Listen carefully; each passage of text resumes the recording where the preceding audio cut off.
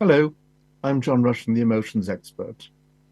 In today's humdrum world where people are getting upset, right, left, and center, people are getting offended or waiting to get offended to give them a purpose in life so they can justify who they are, what they are, and everything else, because they're lacking in themselves of who they are and also just basically life. There's nothing much giving them any purpose anymore. So they're having to make some kind of noise to actually justify that.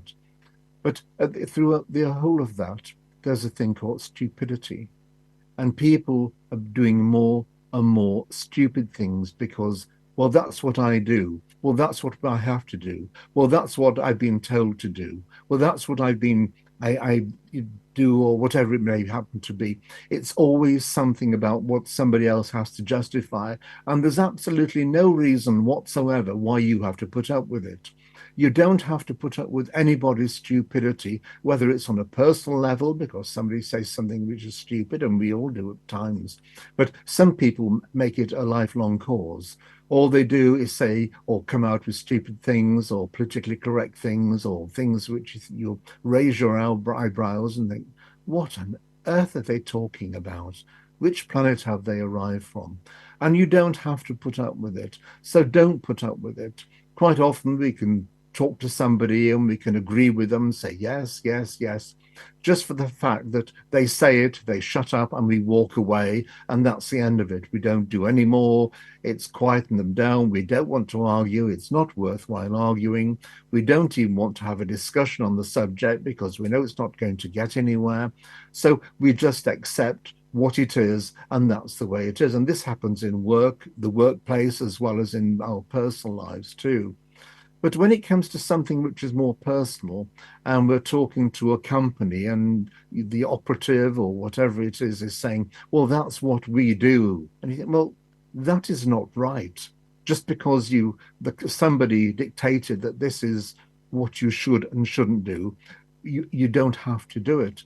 And that makes a world of difference because the thought of that, saying it yourself, that I don't have to put up with this, can affect changes. I've done this quite a bit actually, and heard when I've reported something and somebody says, well, that's what we do, as if that's the end of the story. And it's not the end of the story at all. It's possibly the end of their story, but it's certainly not the end of my story or even your story. And I have complained at many levels, and I can actually sort of hand on heart say so far, I've actually had my own way. They've actually changed or reverted or gone back on what they've said and done, and all of these things. And these are some sort of multinational companies and councils and even hospitals have actually gone back because somebody has said, well, we do this and that's it. And I've not accepted that. I've not actually put up with what they've had to say because it didn't resonate well with me. I thought, well, why would anybody in the right mind do something like that? Because this is just somebody following instructions, and it's all right following instructions, but if you follow stupid instructions, then you become stupid because you don't challenge anything yourself. You've got to actually make a stance in life to everybody around you. And it's whether you accept them because you actually agree with them, or you accept them because they are stupid and you don't want to argue and you just go forward. But understand yourself. You are the recipient of what somebody is saying. And you have to make sort of a justified understanding of whether that's acceptable or not. And if it comes to something or some product or service which is below par or it's not being delivered, then you've got to stand up for it because there are quite a lot of people in sort of marketing departments and on the telephone support systems who are trained to put you off. They're trained to negate what you've said or give you some feeble excuse or even fob you off with some kind of very, very weak, insipid compensation to make you feel like this is good. No, I've got something. And it's not right. You don't have to put up with it. I've been through all of those things and I've championed on all of them so far. I'm not sort of an addict at these things. I don't make thousands and thousands, but once or twice there have been a number of complaints.